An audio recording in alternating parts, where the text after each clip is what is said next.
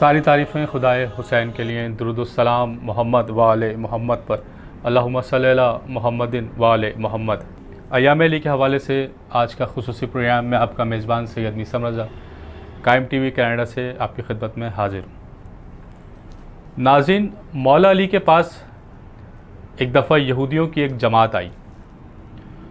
वो ये जानते थे कि रसूल खुदा सल्लल्लाहु अलैहि वसल्लम शहर इल्म है और अली उसका दरवाज़ा।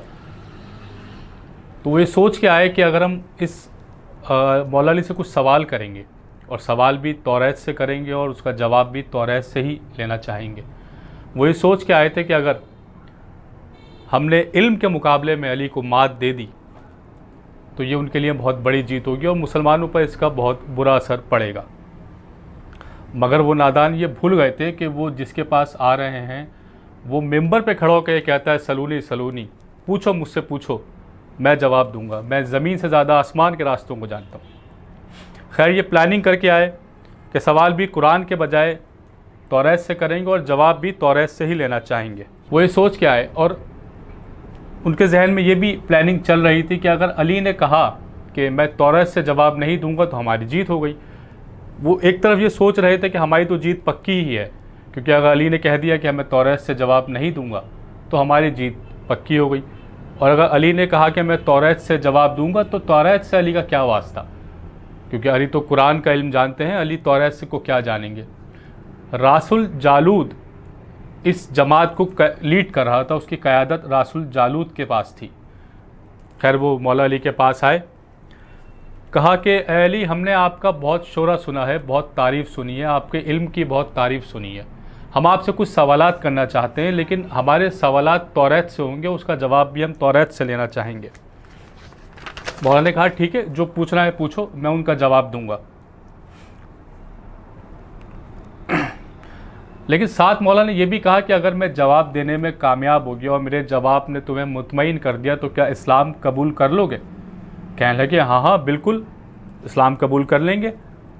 उन्होंने ये इसलिए भी कह दिया नाजरीन कि वो ये, जैसे भी मैंने आपको कहा, वो सोच भी रहे थे कि कहने में क्या है, कबूल कर लो। ना अली जवाब दे पाएंगे, ना हम अली जीत पाएंगे, हम तो जीते हुए हैं पहले से। तो उन्होंने कह दिया कि हाँ हाँ अली, हम बिल्कुल इस्लाम कबूल कर लेंगे अगर आपने जवाब दे दिया, क्योंकि आप अगर जवाब देंगे तो आपने जिससे इल्म सीखा है वो साहिब करामत है, वो साहिब इल्म है। उन्होंने इस बात को कबूल कर लिया। फिर मैं बात दोहराता हूँ कि वो ये भूल गए थे कि वो सलूनी सलूनी के कहने के पास आ रहे हैं, जो सलूनी सलूनी का दावा करता है और फातह खैबर है। मामला तय हो गए, लोग जमा हो गए, सब लोग बैठ गए, एक मजमा लग गया, मैदान में सारे लोग जमा हैं, अली भी बैठे हैं, यहूदियों का एक ग्रोह बैठा है, सारे यहूदियों के आलिम बैठे हैं और सवाल जवाब का सिलसिला शुरू होता है। पहला सवाल रासुल जालूद ने अली से किया, ए अली, वो कौन सी चीज़ है जो खुदा के लिए नहीं है? पहला सवाल, ए अली, वो कौन सी चीज़ है जो खुदा के लिए नहीं है? सवाल सुनकर मजमा खामोश हो गया, एक सदका तारी हो गया मजमा के ऊपर कि वो ऐसी कौन सी चीज़ है? खुदा तो तख्लीक कायनात है, वो मालिकुल कुल है, हर चीज़ पे उसका इख्तियार है, वो ऐसी कौन सी चीज़ है जो खुदा के लिए नहीं है? मौला ने पहले मजमे को देखा, फिर रासुल जालूद को देखा। मौला मुस्कुराए। मौला ने कहा, वो शिर्क है जो खुदा के लिए नहीं है, खुदा शिर्क से पाक है। मौला का ये जवाब सुनकर मजमा वाह वाह करने लगा। रासुल जालूद के भी मुंह से बेख्तियार वाह वाह निकल गया। सवाल नंबर 2, ए अली, वो कौन सी जगह है जहाँ खुदा नहीं है, जहाँ खुदा मौजूद नहीं है? मौला ने कहा, खुदा हर जगह मौजूद है। रासुल जालूद ने कहा, नहीं, आप इसका जवाब तौरात से दें। कहा, तो फिर जाओ, एक काम करो, जाके तौरात चेक करो, फलां पेज पे फलां सतर पे ये लिखा हुआ है कि मूसा के पास एक फरिश्ता आया।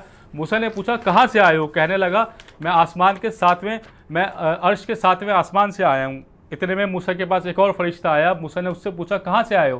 कहने लगा, मैं ज़मीन के सातवें तबक से आया हूँ। मूसा ने आसमान से आने वाले फरिश्ते से पूछा, तुमने आसमान पे क्या देखा? फरिश्ते ने कहा कि मैंने अपने करीब सिर्फ खुदा को पाया जो ज़मीन के सातवें तबक से आया था। मूसा ने उससे पूछा कि तुमने ज़मीन के सातवें तबक के करीब क्या देखा? उसने कहा, मैंने अपने रब को देखा। फिर मौला ने फरमाया कि आसमान की बुलंदियां हों तो वहाँ खुदा मौजूद है, ज़मीन की पस्तियां हों तो वहाँ खुदा मौजूद है। पस्तियां सिर्फ हम कहने के लिए इस्तेमाल कर रहे हैं कि हर जगह खुदा मौजूद है। मौलाना ने कहा कि खुदा कायनात के हर ज़र्रे ज़र्रे में है, इस बात से साबित हुआ। सवाल नंबर 3, कहा अली वो कौन सी चीज़ है जो खुदा के नज़दीक है या खुदा के करीब नहीं है? अली वो कौन सी चीज़ है जो खुदा के नज़दीक नहीं है या खुदा के करीब नहीं है? मौलाना ने फरमाया खुदा सरापाए हम्द है, उससे कोई भी चीज़ छुपी हुई नहीं है, सारी बुराइयाँ हर बुराई उससे दूर है, हर ऐब और ख़ता से वो पाक है, और वो जुल्म है जो खुदा के नज़दीक नहीं है। खुदा जुल्म को पसंद नहीं करता। सवाल नंबर 4 पूछता है रासुल जालूद, कहा मौला अली ये बताइए वो कौन सा चश्मा है जो ज़मीन पे पहली दफ़ा जारी हुआ? मौला मुस्कुराए। मौला ने कहा क्या तुम यही सोच रहे हो ना कि बैतुल मुक़द्दस की एक चट्टान है, उसके नीचे एक चश्मा है? तुम्हारे पास इसका यही जवाब है, लेकिन तुम आज इस बात का जवाब भी लेते जाओ और अपनी इस्लाह भी करते जाओ कि जो तुम सोच रहे हो वो इसका जवाब नहीं है, बल्कि ये चश्मा वो है बल्कि वो चश्मा है जिससे हज़रत खिज़र ने पानी पिया था और अब तक उससे आब हयात जारी है। फिर एक और सवाल करता है। अब उसने अपना जब उसने देखा कि सवाल जवाब का सिलसिला जारी है तो उसने सोचा कि तारीख़ी सवाल करते हैं मौला से। अब उसने एक तारीख़ी सवाल किया, क्या लगा वो ये बताइए कि कौन सा पत्थर है जो आसमान से पहली दफ़ा उतारा गया? मौला ने फिर कहा क्या तुम ये सोच रहे हो कि वो पत्थर बैतुल मुक़द्दस में नस्ब है? क्या तुम्हारे जहन में इसी का यही जवाब है कि वो पत्थर बैतुल मुक़द्दस में नस्ब किया गया है? लेकिन तुम ये बात क्यों भूल जाते हो कि बैतुल मुक़द्दस से बहुत कदीम खाने काबा है, और खाने काबा में हजरा अस्वद, उससे भी खाने काबा जब तामीर हुआ था तो हजरा अस्वद के साथ ये पत्थर भी नस्ब वहीं हुआ था। तो हजरा अस्वद पहला पत्थर है जो इस ज़मीन पर उतारा गया। अब यह परेशान हो गए, कहने लगे मौला ना सिर्फ जवाब दे रहे हैं, अली तो हमारी इस्लाह भी करते जा रहे हैं, हमारे तो मालूमात में भी इजाफ़ा करते हुए जा रहे हैं। फिर एक और सवाल करता है, पूछा वो कौन सी चीज़ है जो मुसलसल कम हो रही है और जो मुसलसल ज़्यादा हो रही है? मौला ने फरमाया क्या तुम गौर नहीं करते, कोई दिन अगले दिन के बराबर नहीं होता, इस तरह गुज़िश्ता रात हर रात से छोटी या बड़ी होती है। फिर कहता है ज़िंदा रहने के लिए सांस लेना ज़रूरी है, क्या कायनात में कोई ऐसी चीज़ है जो ज़िंदा भी है और सांस भी नहीं ले रही? मौला फिर मुस्कुराए। मौला ने फरमाया किताब में लिखा हुआ है कि सुबह जब निकलती है तो सांस लेती है, हालांकि सुबह ना रूह रखती है ना जानदार है। एक और सवाल पूछा ज़मीन का वो कौन सा मकाम है जहाँ सूरज की पहली किरण एक दफ़ा पड़ी लेकिन उसके बाद रोशनी कभी ना आई, फिर कभी रोशनी की किरण वहाँ ना पड़ी?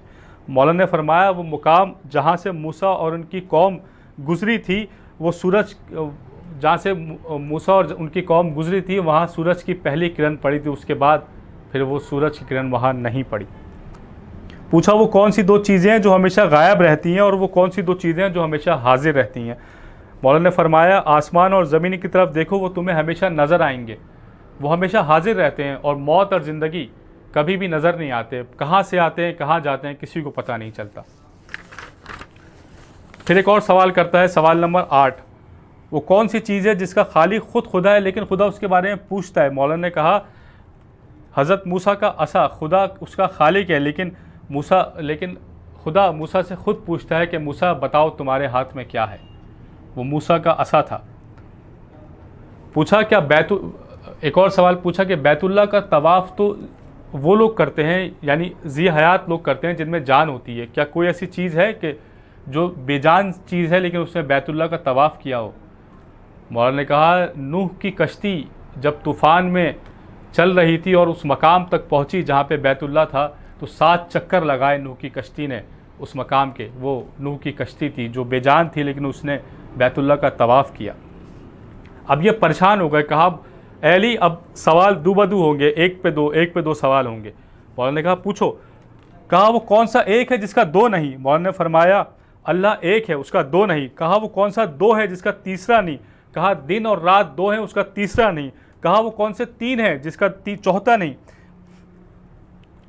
कहा वो कौन से 3 है जिसका चौथा नहीं, फरमाया लौह कलम और कुर्सी 3 है उनका चौथा नहीं, फरमाया वो कौन से 4 हैं जिनका पांचवा नहीं, कहा तौरात इंजिल ज़बूर कुरान 4 है उनका पांचवा नहीं, कहा वो कौन से 5 हैं जिनका छठा नहीं, मौला ने कहा वो 5 नमाजें हैं जिनका छठा नहीं, पूछा वो कौन से 6 हैं जिनका 7वां नहीं, फरमाया ज़मीन और आसमान 6 दिन में खुदा ने पैदा किए इसका 7वां नहीं, फरमाया वो कौन से 7 हैं जिनका 8वां नहीं, कहा मेरे रब ने ज़मीन और आसमान 7 ज़मीन 7 आसमान बनाए इनका 8वां नहीं, पूछा वो कौन से 8 हैं जिनका 9वां नहीं, फरमाया अर्श को 8 फरिश्तों ने उठाए रखा है जिनका 9वां नहीं, पूछा वो कौन से 9 हैं जिनका 10वां नहीं, फरमाया अल्लाह ने जनाब सोहले की कौम में 9 बड़े सरदार रखे थे जिनका 9वां नहीं, वो काफिर सरदार थे, पूछा वो कौन से 10 है जिनका 11वां नहीं, फरमाया हज के मौके पर 10 रोज़े होते हैं, 7 रोज़े हरम में और 3 रोज़े घर पर, उनका 11वां नहीं, फरमाया कौन सा 12वां है जिनका 11वां नहीं,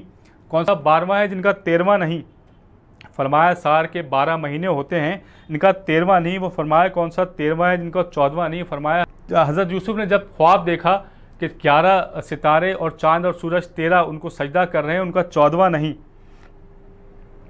अब वो पूछता है, अब वो सवाल पूछता गया, मौला जवाब देते गए, सवाल पूछता गया, ये दूबदू गुफ्तगू जारी थी कि मजमे में से एक यहूदी उठा, उसने कहा ए अली ऐसा लग रहा है कि ये सवाल आपको पहले से मालूम है, जवाब भी आपको पहले से मालूम है, आप तो इस तरह से जवाब दे रहे हैं।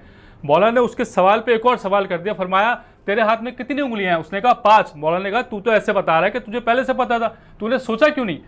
कहने लगा अली इसमें क्या सोचने की बात है, ये उंगलियां मेरे सामने ऐसे हैं जैसे सुबह शाम मेरे सामने रहती हैं। मौला ने फरमाया नादान, ये तमाम इल्म मेरे सामने ऐसे हैं जैसे तेरे सामने ये उंगलियां हैं, ये तमाम इल्म मेरे सामने ऐसे हैं।